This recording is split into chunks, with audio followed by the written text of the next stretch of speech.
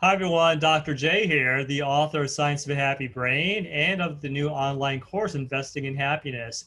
I want to welcome you to this episode of the Investing in Happiness, which I'm starting to do to really help us navigate change and really begin to nurture a sense of calm in these times of crisis and uncertainty. Why is it so important? There's so much change and uncertainty happening around us at this time, the various crises, whether it's the health crisis, the economic crisis, or the racial, social crises that are happening right now. They do something very interesting to the human brain.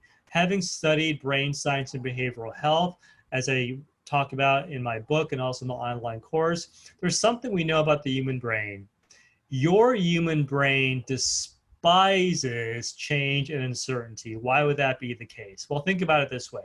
If you go back to the context of our ancient, Stone Age tribe dwellers into our ancient, cave person times, having predictability and routine, regularity, uncertainty creates or a strategy for survival.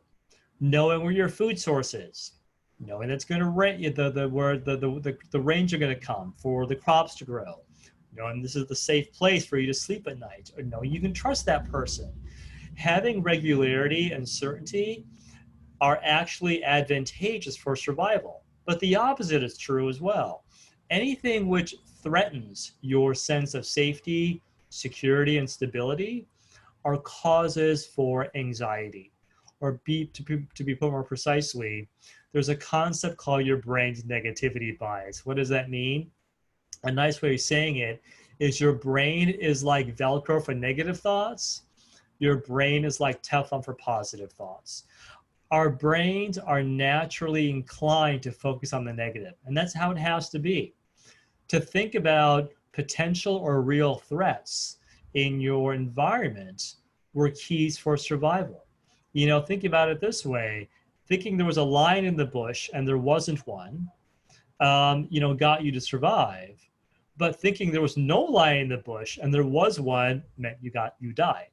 So the idea is that your brain and my brain, everyone's brain, is naturally hardwired in many ways to abhor or to really go into panic in the face of uncertainty and change. But there's good news, which I want to talk to you about today. What are three strategies we can do to help you begin to navigate change and begin to nurture that sense of calm in your life in these times of crises? Well, the first thing to do is to remind yourself, strategy number one, what is it that I have control over? Or putting more precisely, if your outside world feels out of control, what is it that you have control over? Well, your routine, your regularity. So if you are someone who's still working from home because of the crisis, cultivating that routine and regularity, maybe going to bed or waking up a certain time. If your kids are being homeschooled, make sure that they still have their same routine as if they were back in school. If you were working out at a certain time with the gyms now closed, make sure that's still your workout time for your home workout. The more you can begin to instill routine and regularity, this does something quite remarkable to your brain. It begins to calm or kind of lessens the centers of our brain that are prone towards the stress and anxiety. The second strategy we can do to help us navigate change and uncertainty is to find that sense of community and connection. Why is this so important? Well, we're finding that the human brain is fundamentally wired and evolved as a social organ for connection and community. Now, that may feel really hard to do in a time when many of us are being forced to physically distance. But just because we are physically distancing doesn't mean we need to socially or emotionally distance.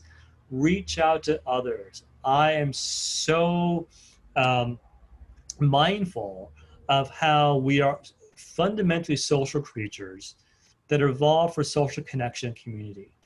It is more important or more so than ever to maintain those connections, whether it's virtually, on Zoom, or, on FaceTime or whatever mechanism that is. It's going to be very key to maintain those relationships and to cultivate those. The third strategy to do to navigate calm and a sense of, navigating change, nurturing calm, is to begin to find that sense of purpose and meaning in your life. Well, why is it so important?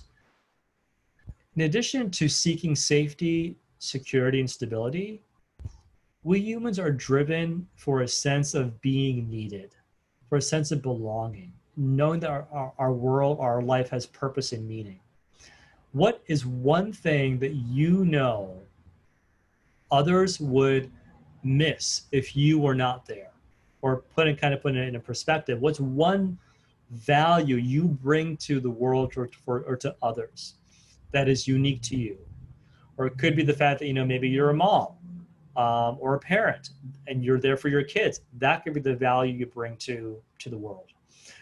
Someone like myself who is an educator and a speaker, I know the value that I bring in giving people advice and knowing that my ideas, are providing people with a sense of encouragement and hope in these difficult times. We all have that one thing that we know we the world would be great, that we give purpose and meaning to the world, our sense of contribution, if you will. So this idea is that we'll talk about in future episodes of Investing in Happiness.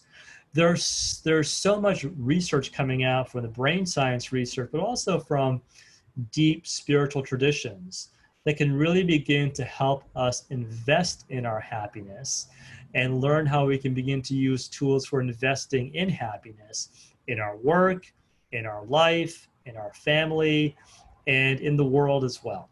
So with that, I'm Dr. J. Thank you so much for checking me out. Be sure to go to my website, drjkumar.com, where you can get more information about my book, Science of a Happy Brain, and my new online course, Investing in Happiness. So I like to say, happy brains make happy people make a happy world. It all starts with you. Take care, folks. Be well. Bye-bye.